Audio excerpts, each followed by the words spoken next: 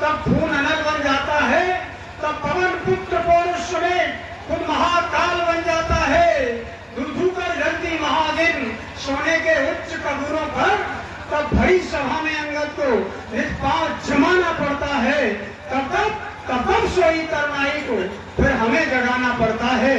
तब सोई तरुणाई को फिर हमें जगाना पड़ता है। भारत दादा हम बने रहे। किस प्रकार से वह ग्रीनलैंड को हथियाना चाहता है, किस प्रकार से कनाडा को हथियाना चाह रहा है, किस प्रकार से भारतवर्ष के ऊपर प्रतिबंध लगाना चाहता है कि आप केवल हमारा पेट्रोलियम खरीदिए, आप उससे पेट्रोलियम क्यों खरीदते हैं?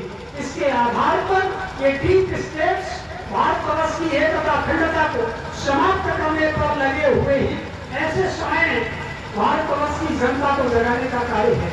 ऐसे समय भारतवर्ष को आत्मनिर्भरता की ओर ले जाने का कार्य यह हमारे आपके द्वारा मिलकर के किया जाने वाला कार्य है।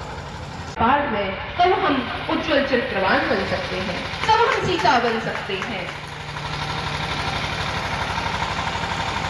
केवल हम ही आने वाली वो संतति है जो भारतवर्ष मां भारती को फिर से विश्व गुरु के उस सिंहासन पर आसीन कर सकते हैं। हमारी हिंदू, हमारी भारतीय शैली इतनी सुदृढ़ और इतनी सरल, इतनी सहज है कि उसमें आप कांचित समुन्नितम संघ शक्ति विना राष्ट्रम कुतोऽव कुत उन्नति, अर्थात इस शक्ति यानी कि संगठन में है और बिना संगठन की शक्ति हो ही नहीं सकती। उस संगठन में शक्ति समाहित है और बिना संगठन के हमारा कोई अस्तित्व नहीं है। अर्थात हमें पहले अपने परिवार को एक करना होगा, फिर हम समाज को एक करना होगा, उसके बाद हम एक राष्ट्र कर सकते हैं।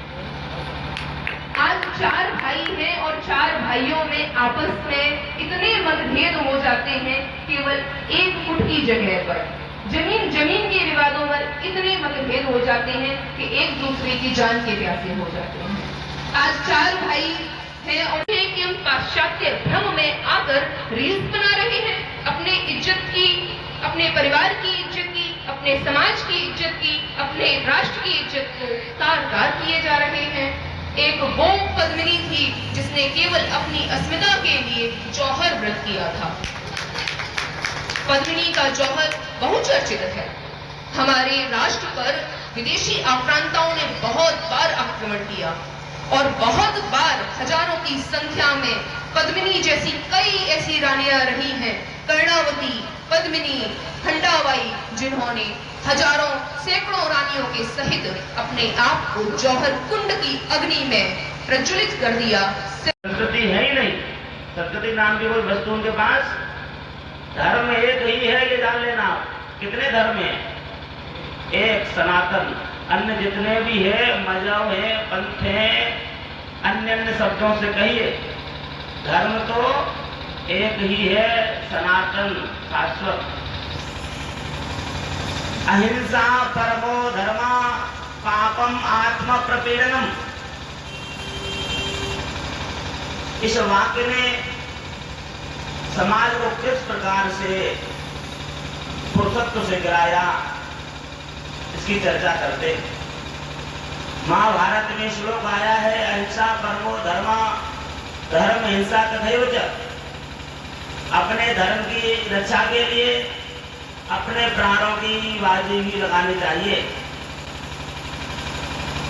भागवत जी की 10वां स्कंद की टीका में भी भगवान कृष्ण कहते हैं, अयम अवतारः एतत् अर्थं च साधूनां रक्षणाय भूभार हराय च अन्येषां वधाय कृता मया अन्यापि देहा धर्म रक्षणायै अपि प्रवता अन्येषां नशनाय च।